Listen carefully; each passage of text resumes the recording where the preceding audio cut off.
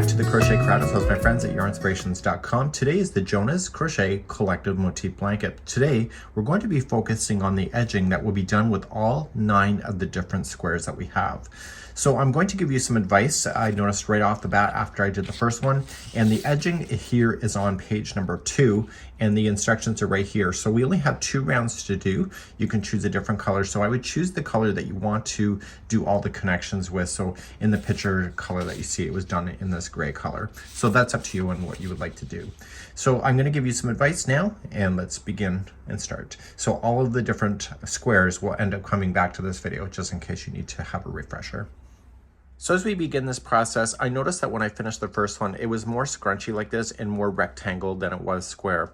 So it just happens to be that you should block it. So I'd recommend that you just damp it a little bit and just kind of pin it down to a surface, or just dampen it and just kind of stretch it and let it air dry on its own. I recommend that you probably do this with all your squares as you go, and therefore it'll be nicer. So when you go to finish your first round, everything, because you have to equally space stitches, there's always going to be the same stitches on every side of this so that you end up with a perfect square at the end. So by blocking it, you're going to have a better opportunity. So I'm going to demonstrate with you on the first one, and I'm going to start, and you need to start with the right side facing up. So when you do your squares, and I'll be talking about this as I do it, you may want to mark which side is the right side. In this case, I happen to know what it is because of where the tail is, and this here was the right side on the first one when I came back. So that's just something that you may want to do just in case you're losing your orientation and you don't accidentally turn it over when you're going to do your border. So let's begin, and we're just going to start off with a different color and begin the first round.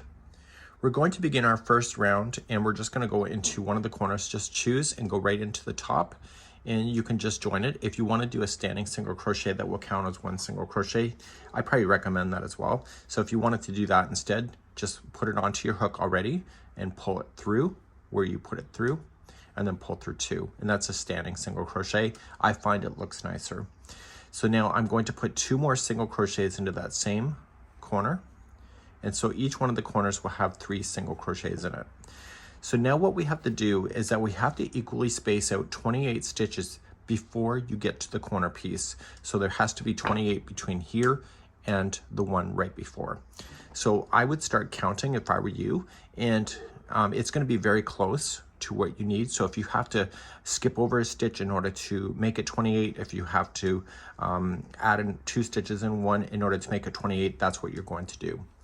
So I'm just going to count it. So 1, 2, 3, and I know this is a chain 2 space on this particular square, so I'm just going to put 2 into the space there. So that was 6. Sorry, that's 5. Who's on first? Okay, so we got 5. And we got 6, 7, 22, 23. So I'm coming close. I got 23, 24, and then I got 25 and 26. So that means that I have to get 2 more in there. So maybe what I would like to do is that if I'm just going to back out a little bit, just put 2 stitches into the same one twice. Okay, so I'm just going to put 2 into this one here, 1 and 2, and then I'm going to move a little bit further down. It all balances out. So I'm going to put 3 into the space instead of 2, and that'll give me the extra stitch that I need. So now I'm just going to go right here to the corner. So I'm going to want to count these stitches out before I go any further to make sure that I did get my 28 in there. So I got 1, 2, 3, 4, 5. So now in the corner, I want to put 3 single crochets, and now I want to work down the side. So here's my recommendations for the side. Never go around a post and never go around a chain because it'll look a little weird. So you want to always just work into some chain work, and you need to count 28 before you get to the very last one right here. Okay, so you can just plop in a few of them as you go and just start counting. With the sides, it's very possible that you have to try a few times until you get the understanding of this. And the way that I do it for myself is that I look at the distance of where these are and see the amount of yarn that you used. If you match the tops to the same kind of look, usually you can spread yourself all the way down to the other side without too much trouble. And if you get to the other side and you have to add an extra stitch in order to do it, you can somehow just squeeze it right in at the very end, and that's something that you can decide. So get 28 before turning at the very bottom. Okay, when you get to the very base right here, we're going to do your 3, and now you're going to equally space out your 28 going across the bottom section of your square. So please do that, and again count 28 to make sure that you have that before proceeding into a corner, and I'll be right back. So I have my 28 now before the last one here, and this is going to be my turn. So it'll be 3 single crochets, and then I just have to equally space up 28 going up the last side of the square. Okay, just to get yourself all the way back up, and I'll be right back in a moment. So I've just come up the final side. Because I did the first side and I have a sense of going down the side, the second side was a lot easier. And when you do the multiples of these squares of the same configuration, it will probably get easier for you. So I've got 28 before I get here, and this here is the first corner, and we're just going to attach with a slip stitch. Now we're going to begin one more round and then finish off for today. For this round, we're going to chain up 1, and starting in the very first one that you've done the slip stitching with, you are going to put in a back loop single crochet. In the corners, which is the middle one of the corners, there's going to be 3 back loop single crochets there. And then you're just going to turn your work and work your way just in the back loop only single crochet. So just look for the middle one of the group of 3 on the corners and just apply 3 single crochets in the back loop, and you're good to go that way. So please do that, and I'll be right back.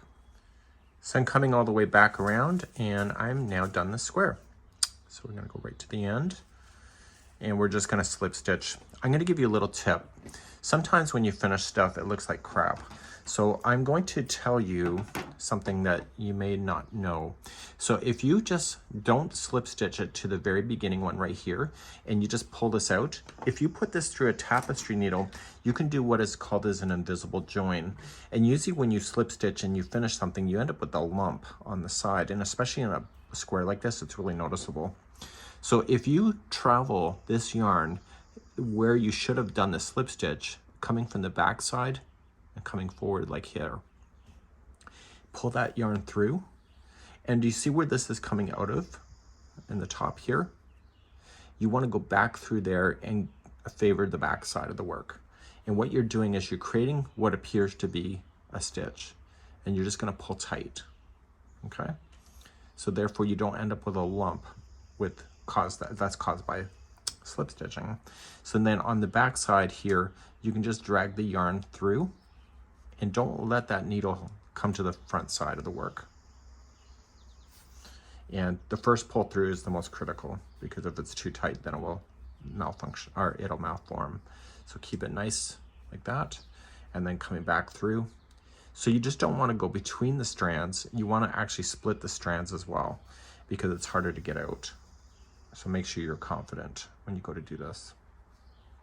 So any loose ends that you have to do, I would take care of it now. I went over the top of this one, so that should be out as well. That should be good, unless you want to put it through a tapestry needle.